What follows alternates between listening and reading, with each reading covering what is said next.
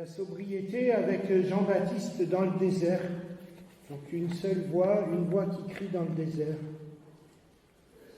En ces jours-là paraît Jean le Baptiste qui proclame dans le désert de Judée « Convertissez-vous, le royaume des cieux est tout proche ». Jean est celui qui a désigné la parole prononcée déjà par le prophète Ésaïe. Voix de celui qui crie dans le désert « Préparez le chemin du Seigneur, rendrez droit ses sentiers ». Lui, Jean, portait un vêtement de poil de chameau et une ceinture de cuir autour des reins. Il avait pour nourriture des sauterelles et du miel sauvage.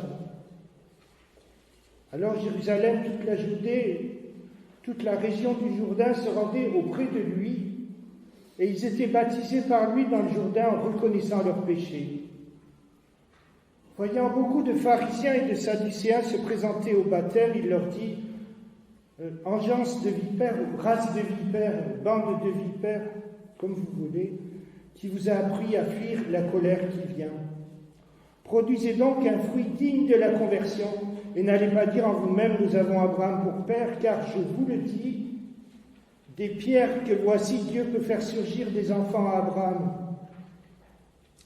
Déjà la cognée se trouve à la racine des arbres. Tout arbre qui ne produit pas de bons fruits va être coupé et jeté au feu. Moi je vous baptise dans l'eau en vue de la conversion, mais celui qui vient derrière moi est plus fort que moi. Je ne suis même pas digne de retirer la courroie de ses sandales. Lui vous baptisera dans l'Esprit Saint et le feu. Il tient dans sa main la pelle à vanner. Il va nettoyer son aire à battre le blé. Il amassera le grain dans le grenier. Quant à la paille, il la brûlera au feu, dans un feu qui ne s'éteindra jamais. Jusque-là, la lecture.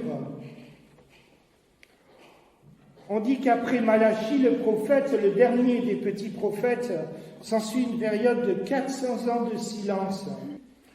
Malachie 4, verset 5, « Voici, je vous enverrai Élie le prophète ». C'est par ces paroles-là que termine l'Ancien Testament. « Laisse aller mon peuple », c'est ce que dit Moïse à Pharaon. Le désert, c'est un endroit où le chemin n'est pas tout tracé. Il y a un choix à faire entre le veau d'or ou attendre l'aide de Dieu. Aller au désert, c'est quelque chose de fou pour rencontrer Dieu, parce que c'était au temple qu'on allait chercher le Seigneur. Pourquoi donc maintenant les gens doivent quitter le temple de Jérusalem? C'est dû à un dysfonctionnement tel dans la société et dans le monde religieux que les gens doivent quitter le temple. Et cela nous parle aujourd'hui aussi avec tout ce qui se passe. Repentez-vous. Les pharisiens et les sadducéens ils croient en Dieu, mais ça ne suffit pas. Le judaïsme, c'est bien beau, c'est la base, mais ça ne suffit pas. Le judaïsme annonce le Messie, le besoin d'un sauveur. La loi nous montre que nous ne sommes pas capables par nous-mêmes. Et ils étaient baptisés par lui en reconnaissant leurs péchés. Luc 3, le verset parallèle, nous raconte comment Jean-Baptiste parle à chacun, aux foules, aux collecteurs d'impôts et aux soldats. Que devons-nous donc faire? Ce n'est pas du tout ce que demandent les sadducéens et les pharisiens. Faites du fruit qui a du poids, le poids de la repentance. Préparer le chemin du Seigneur, c'est reconnaître le mal en nous, sortir de la vanité. Et nous vivons dans un monde plein de vanité, plein de choses qui planent et qui sont artificielles. Nos erreurs de perspective. Convertissez-vous, c'est reconnaître d'abord que nous sommes pécheurs, que nous sommes dans une impasse. Et c'est ensuite suivre les conseils du Saint-Esprit. Guéridini, au XIIe siècle, disait « Même si vous êtes déjà beaucoup avancé, il y a encore toujours et toujours du travail. » Deutéronome 30, et c'est la Torah. Ce commandement que je te prescris aujourd'hui n'est certainement pas au-dessus de tes forces, ni hors de ta portée. Le Seigneur sait doser l'effort. Il n'y a pas tant de choses à imaginer qu'il faudrait faire, plutôt qu'il y a à faire ce que le Seigneur me dit maintenant de faire. Quelqu'un a dit, je préparais le texte, commençais à lire pour dimanche prochain déjà. Quelqu'un a dit, j'ai trouvé cela joli et utile, vraiment pratique. Préparer Noël, c'est faire taire notre ego quelque part. Nous préparons la crèche de Noël et nous mettons le Christ la nuit de Noël seulement dans la tradition de la Provence. On fait des crèches de Noël. La place de Jésus est vide jusqu'à la nuit du 25 décembre. Et au centre de la crèche, que mettons-nous? Alors une fois, j'ai vu sur un journal de supermarché une crèche en chocolat. Et sur la magnifique photo, il y avait un Père Noël au centre de la crèche. Et oui, parce que ça marche bien, on peut le vendre aux musulmans, on peut le vendre aux athées, on peut le vendre aux bouddhistes, mais il n'y avait pas le Christ, vous voyez. Préparer Noël, c'est arrêter de nous mettre, nous, au centre de tout, pour écouter le Seigneur. Arrêter un peu d'écouter tout ce que nous entendons autour de nous, tout ce que nous voyons, et c'est très dévorant, ça mange notre temps. Saint Jean Chrysostome, au 5e siècle après Jésus-Christ, déjà la cognée se trouve à la racine de l'arbre.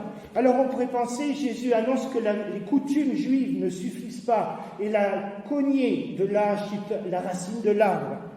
Mais Saint Jean Chrysostome au 5e siècle écrit « Cette cognée prête à couper, ces menaces, donc il y a menaces, sont là pour réveiller les âmes endormies. Ce fer tranchant, qui pourrait l'empêcher de frapper? Mais il doit nous donner la crainte pour nous rendre meilleurs et pour nous faire porter du fruit digne de la repentance. Moi je vous baptise d'eau, dit le Baptiste, mais celui qui vient derrière moi, Jean-Baptiste voit bien que ces exhortations sont insuffisantes. Les rites, même le rite du baptême, la volonté ne suffisent pas. Il faut écouter, suivre le Saint-Esprit. Pourquoi donc Jean-Baptiste s'efface?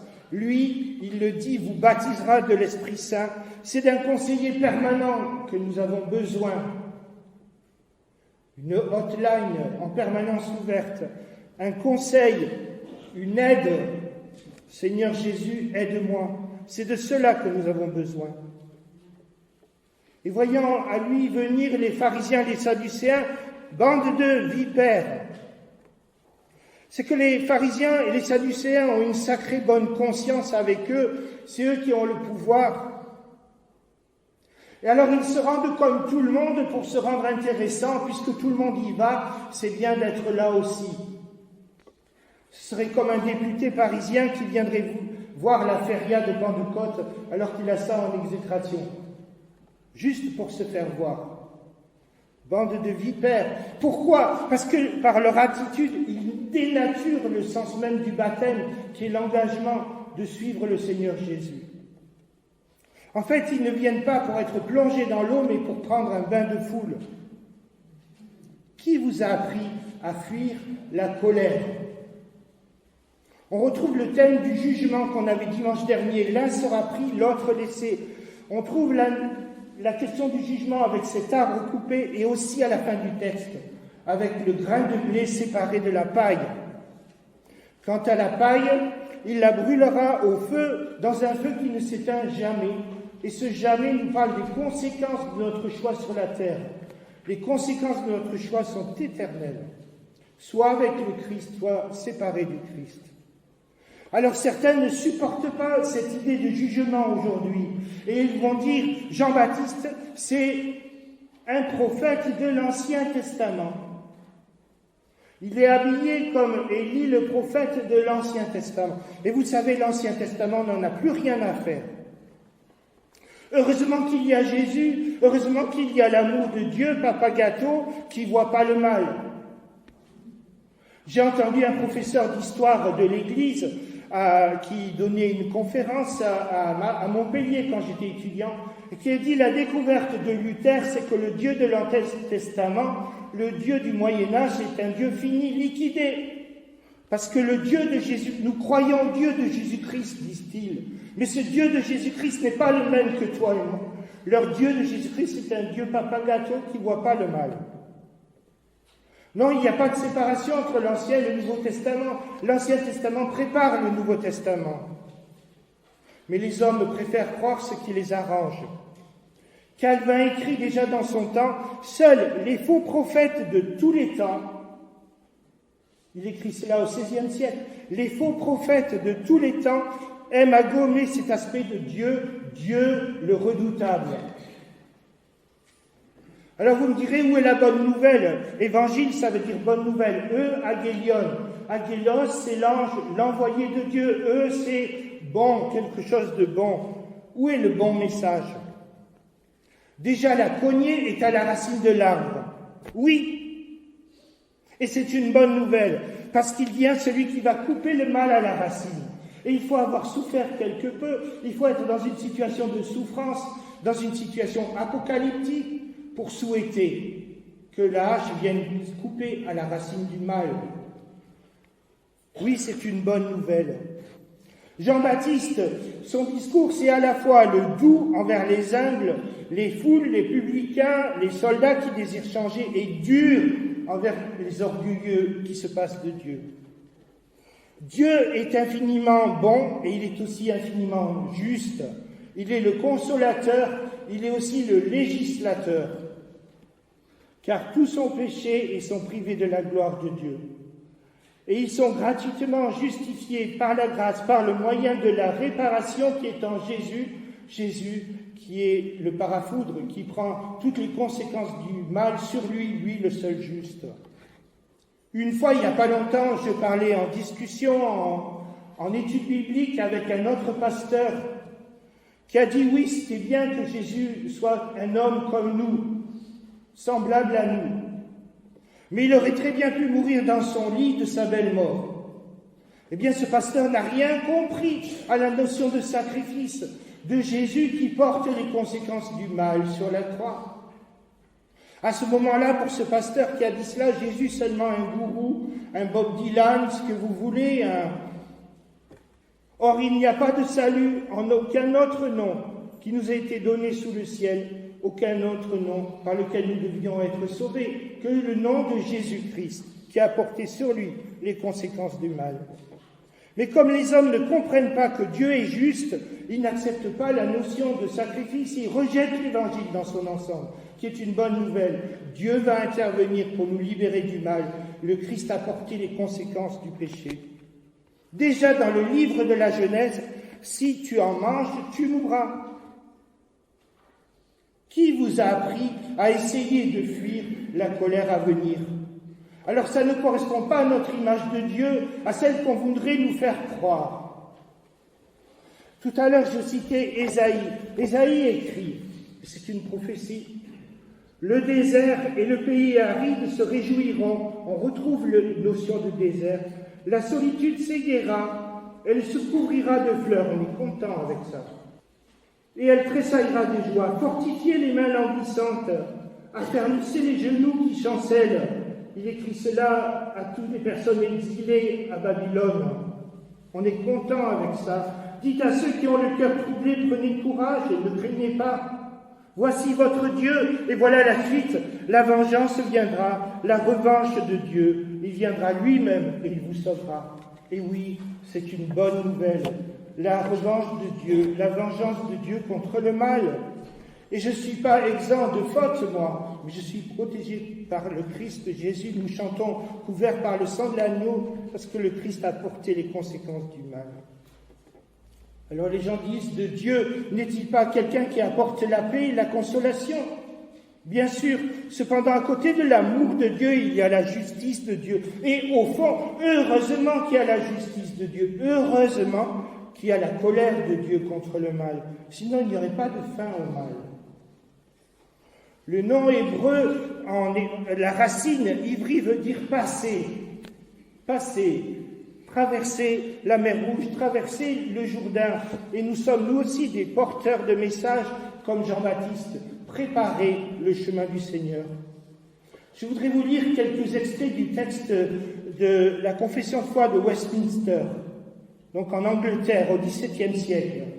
Ce petit texte a été écrit pour rapprocher l'Église d'Angleterre de l'Église d'Écosse. Cette confession de Westminster au XVIe siècle débouche aussi sur un catéchisme pour enfants. Et il est bon de réentendre ces paroles. Je me souviens une fois, je covoiturais, je transportais des personnes dans ma voiture après une réunion, et un petit adolescent qui venait des pays africains dit à une grand-mère d'une église qui était là depuis longtemps, « Et toi, est-ce que tu es sûr de ton salut ?» La grand-mère qui devient blême. Elle ne savait pas dire si elle était sûre de son salut. Et ce petit coquin de garnement qui posait cette question-là, « Est-ce que tu es sûr de ton salut ?» Je vous lis les réponses, questions 155 à 162, et quelques-unes seulement. Que nous arrive-t-il après la mort? Notre corps retourne à la poussière et notre esprit s'en retourne auprès de Dieu qui l'a donné. Les morts reviennent-ils à la vie?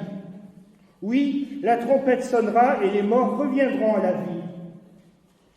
Que deviendront ceux qui croient au Christ? Ils seront reçus au ciel. Que sait-on sur le ciel? C'est un endroit lumineux et heureux où les justes vivront à jamais dans la paix de leur Seigneur. Que deviendront les méchants au jour du jugement? Il y a le mot méchant au jour du jugement et nous en faisons partie.